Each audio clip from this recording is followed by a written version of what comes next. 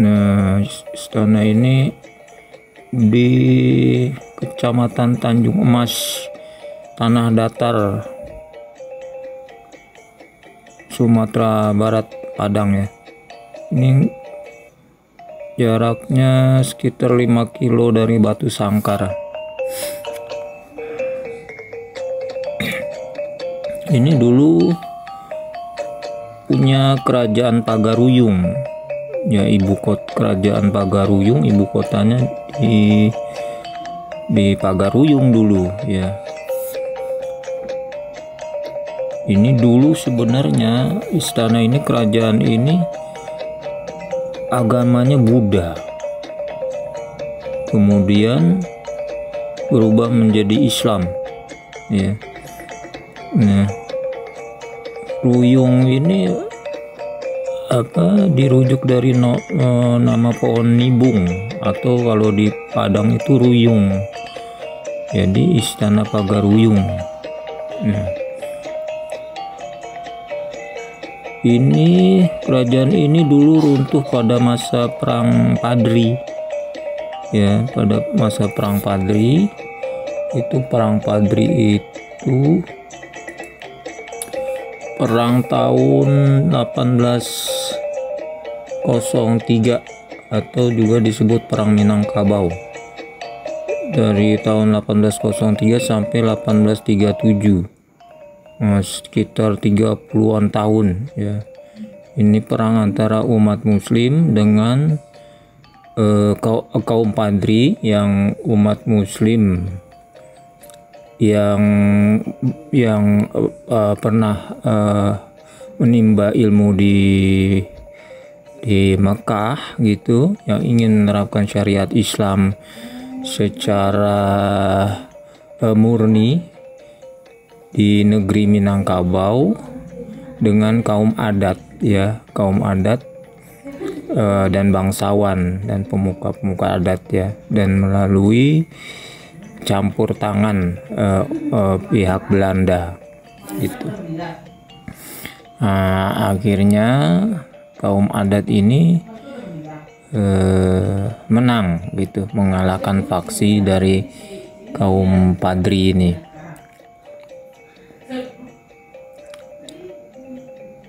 Jadi kaum Padri ini adalah kaum, dulunya itu kaum jihadis sejaman dengan kekhalifahan Soekarno di Afrika Barat ya. Ya, istana ini kita pas masuk itu banyak baliho-baliho bendera yang warnanya seperti bendera ini, seperti bendera Jerman gitu, kuning, merah, hitam gitu. Kuning, merah, hitam, karena memang bendera istana, bendera kerajaan Pagaruyungnya ini memang benderanya seperti itu, hitam, merah, kuning itu seperti bendera Jerman, tapi dia bentuknya vertikal gitu ya, dibaginya sama sisi secara vertikal gitu, hitam, merah, kuning. Kemudian makanya itu hampir semua warna dari ragam corak hiasan di dinding-dinding itu ada unsur hitam, merah, dan kuning gitu. Unsur-unsur seperti unsur alam lah gitu.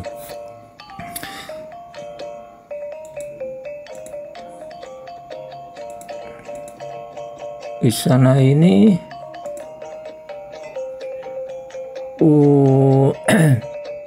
pernah mengalami kebakaran, teman-teman. Ini pernah mengalami kebakaran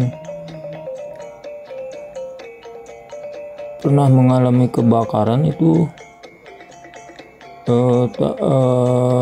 ya, sebenarnya pada saat Perang Padri itu pernah terbakar ya, tahun 1804. Kemudian dibangun kembali tahun 1966, kemudian sempat dibangun kembali, kemudian terbakar lagi tahun 1966. Jadi terbakar pada saat Perang Padri 1804, dibangun lagi kemudian terbakar lagi 1966. Kemudian setelah 1966, 10 tahun dari situ dibangun lagi itu. Dan tahun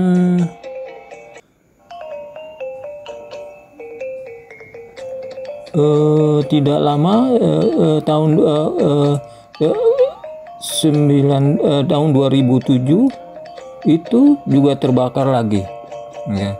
Itu menyambar karena petir, dia menyambar di puncak itu, kemudian hangus terbakar. Ini yang diperkirakan pada waktu itu semua dokumen dan peninggalan-peninggalan, hiasan, kain hiasan itu semua terbakar ya. Hanya tinggal 15% barang-barang berharga yang bisa selamat.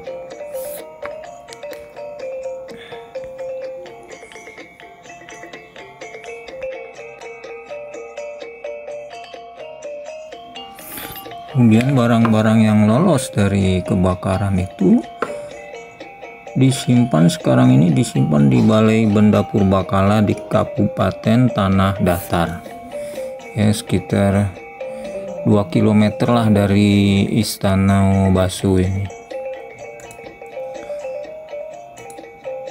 Di bangunan rumah adat Minangkabau ini atapnya dari ijuk, teman-temannya, dari ijuk yang meruncing membentuk gonjong, disebutnya gonjong ya.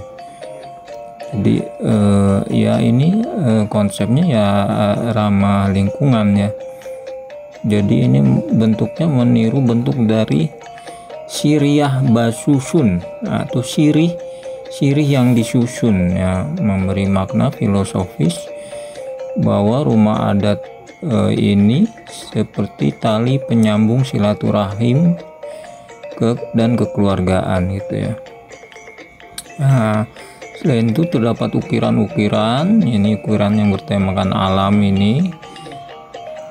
Jadi ya itu warnanya hijau, kuning, hitam, merah gitu.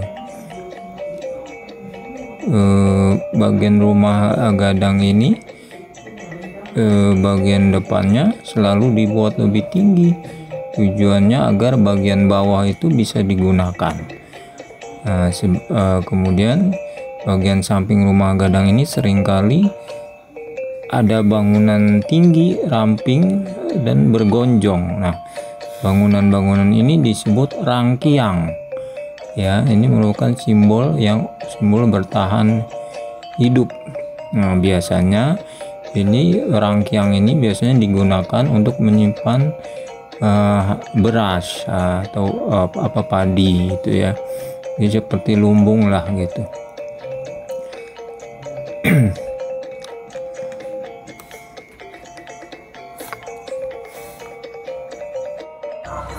Yang paling menarik dari rumah adat Minangkabau ini atau yang kita lihat sekarang ini, Istana Pagaruyung ini, bahwa bentuk atapnya itu menyerupai tanduk kerbau ya.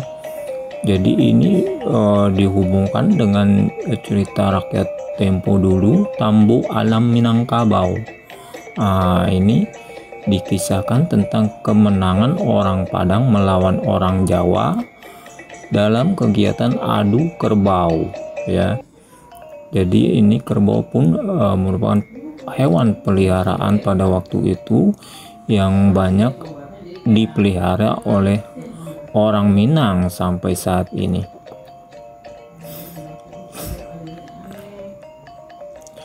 Kemudian rumah adat Padang juga menunjukkan perjalanan nenek moyang orang Padang waktu menggunakan perahu yang disebut lancang. Jadi dahulu lancang menjadi tempat tinggal sementara bagi nenek moyang yang berlayar, dan kemudian bentuk perahu tersebut ditiru oleh banyak orang serta menjadi acuan bentuk dalam membangun rumah gitu. Jadi ada bentuk yang khas, memang dari jauh tuh seperti perahu.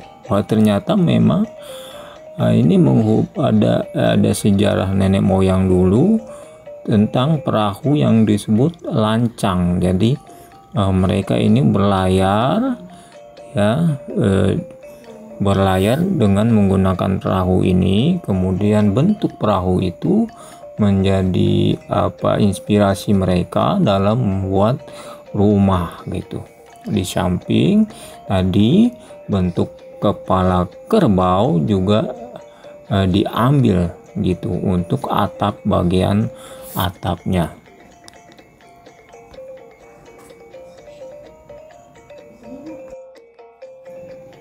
Sebenarnya teman-teman, bahwa apa yang kita lihat sekarang ini, Istana Basa Pagaruyung ini adalah hanya merupakan replika dari Istana Pagaruyung yang pernah terbakar karena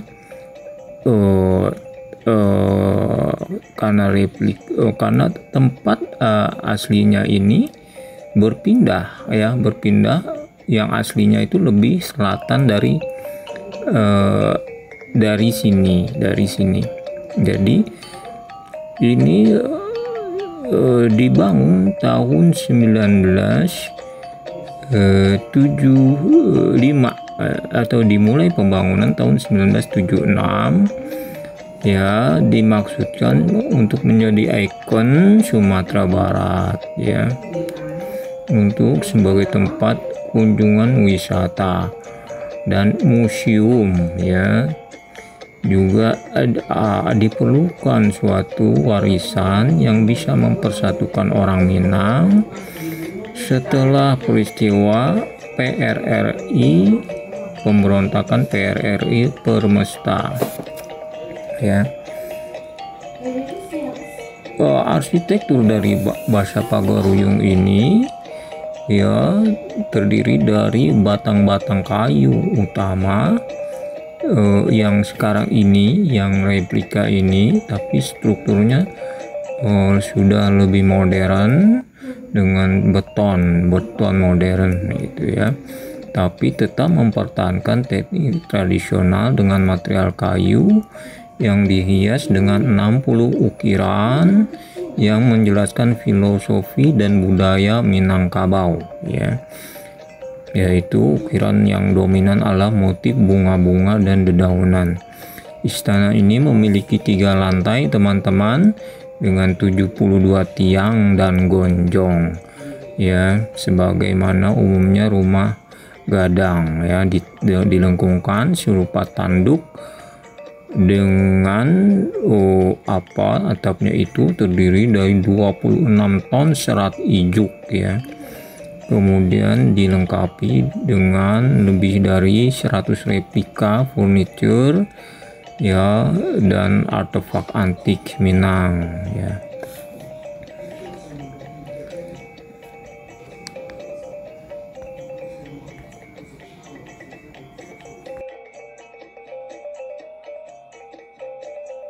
Istana Basa Pagaruyung ini tak lain adalah juga rumah gadang, tempat tinggal tetap anggota keluarga berdasarkan garis keturunan ibu. Maka di bagian tengah ada bandua, yaitu seperti lantai yang ditinggikan. Letaknya tepat di depan pintu masuk ya. Ini merupakan ruang berkumpul para penghulu. Posisi duduk mereka harus membelakangi jendela. Simbolisasi dari perhatian, pengawasan, kepedulian, dan tanggung jawab penghulu kepada seluruh anggota kaumnya. Istana Pagaruyung ini bertingkat ya teman-teman. Di lantai 2 ini disebut Anjung Peranginan, di mana di sini para anak perempuan atau putri yang belum menikah ditempatkan di sini di lantai 2 ya. bahwa sang putri ini ditempatkan di atas ini supaya bisa terjaga dengan baik di dalam lingkup rumah gadang berpenghulu atau dipingit. Nah, di lantai 3 ada yang disebut namanya mahligai. Ya, di sini khusus untuk menyimpan benda-benda berharga seperti perhiasan, mahkota, baju, ya, yang pokok segala yang berharga menurut kerajaan gitu.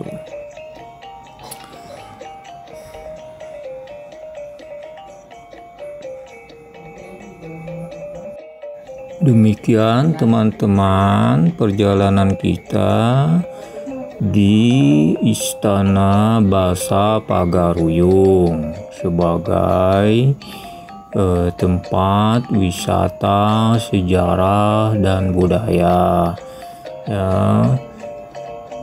juga saksi di dalam perjalanan sejarah masyarakat Minangkabau.